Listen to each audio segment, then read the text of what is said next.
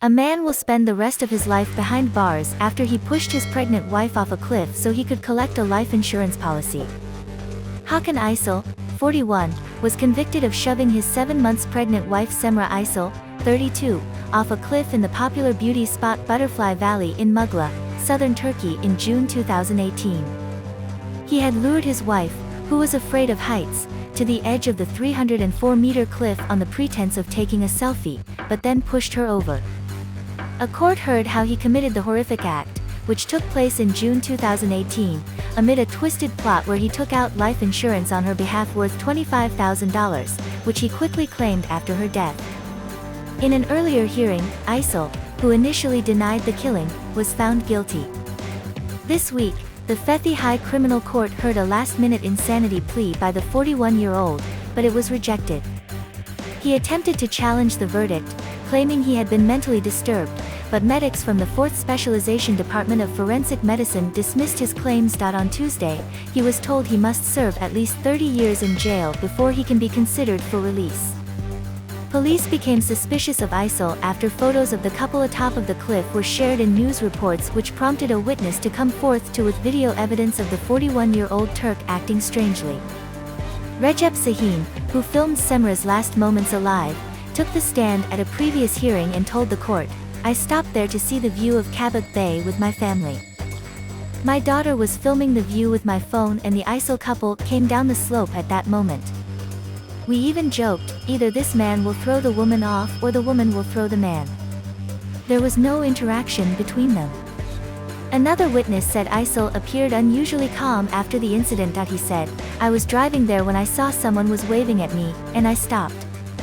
Hakan came and said his wife had fallen down the cliff. "We immediately got out of the car and started looking for her, but we couldn't see where she would have landed from where we were." Mr. Sahin added, "We tried to get closer to the edge for a better look. Hakan did not come with us down there. We stayed there until the gendarmerie arrived." Hakan was very carefree and calm. He was not acting like a man whose wife just had fallen off a cliff. Aysal was the sole beneficiary of his wife's insurance and had taken out life insurance on her behalf following her death, but it was rejected when police announced an investigation into Semra's death. The victim's older brother, Naim Yalku, said in a previous hearing, "When we went to the Forensic Medicine Institute to get the body, Hakan was sitting in the car. My family and I were destroyed, but Hakan did not even appear sad." He added, "My sister was always against taking out loans. However, after she died, we learned she had loans taken out by Hakan on behalf of my sister." He told the court Aysal had a fear of heights and said it made no sense for him to take Semra up a cliff. Aysal claims he's been into extreme sports like mountain climbing since 2014. His social media account showed countless photos of his apparently high-flying lifestyle, in which he traveled all around the country and stayed in top hotels abroad. When quizzed about a clause in his wife's insurance that made him the sole beneficiary of any payout in the event of death, he said, "I did not examine the policy closely.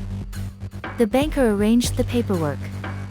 I just brought it to my wife to get it signed. I was not aware there was such an article." He denied being responsible for Semra's death, telling the court at the time, "After taking a photo, my wife put the phone in her bag. Later, she asked me to give her the phone. I got up and then heard my wife scream behind me when I walked a few steps away to get the phone from her bag.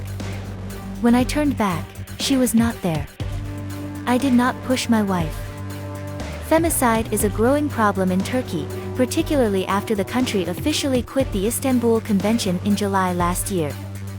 According to the 2021 annual data report by the We Will Stop Femicide platform, 280 women were killed by men in 2021, while 217 women were found suspiciously dead. Don't forget to subscribe to our channel and turn on notifications for more news.